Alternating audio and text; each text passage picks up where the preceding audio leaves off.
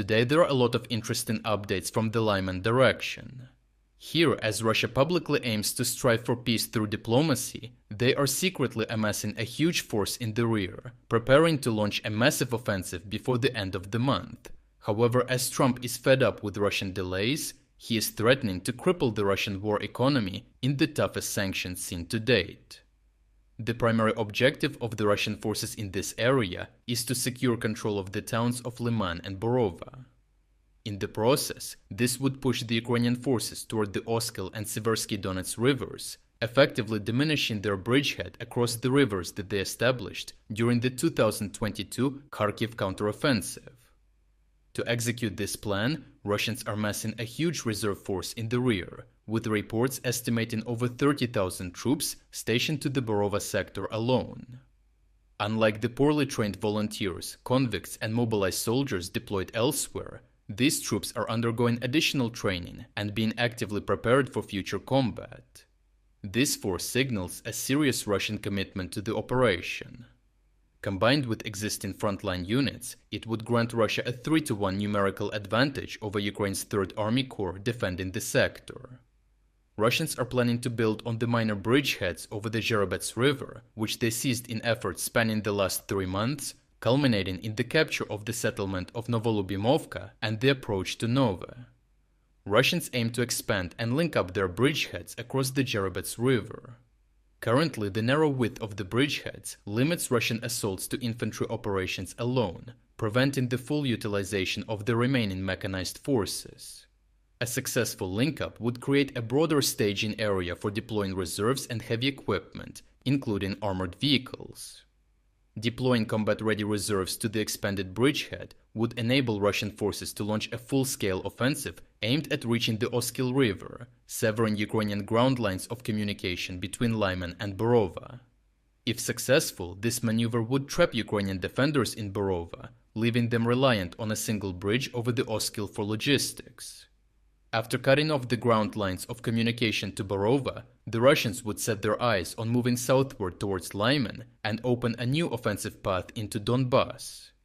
Such a maneuver, targeting the Ukrainian belt of fortress towns, aligns with the simultaneous planned offensive toward Kostiantynivka from the south.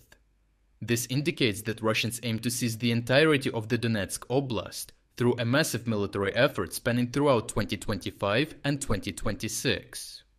Notably, all of this unfolds amid the Kremlin's ongoing stalling of peace negotiations, consistently adding new conditions after agreements are signed and making ludicrous demands, such as the abandonment of Ukraine's NATO ambitions, complete annexation of the 5 Ukrainian provinces claimed by Russia, and complete demilitarization of Ukraine.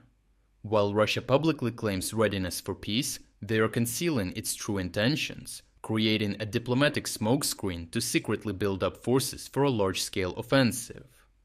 However, they realize that the clock is ticking, signaled by the rushed deployment of over 30,000 Russian troops to the Lyman-Borova front for a last-minute offensive.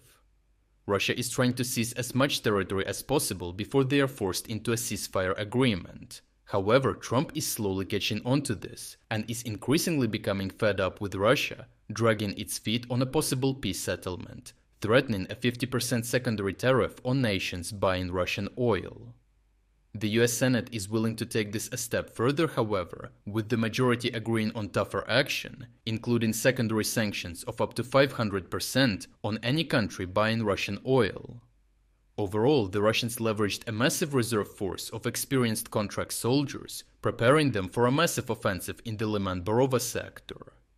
Given the recent surge of activity and reports of continued Russian buildup in the Lyman direction, it is likely that Moscow will initiate its offensive before the end of April.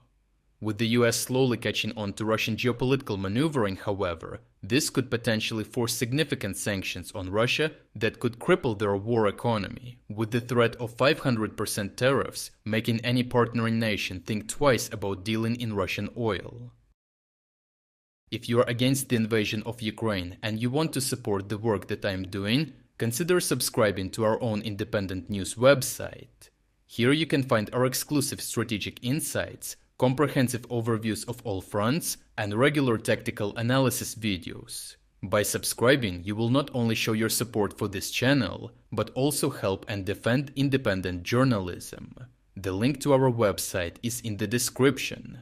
Thank you for watching this report, and I appreciate everyone who stepped up to join us.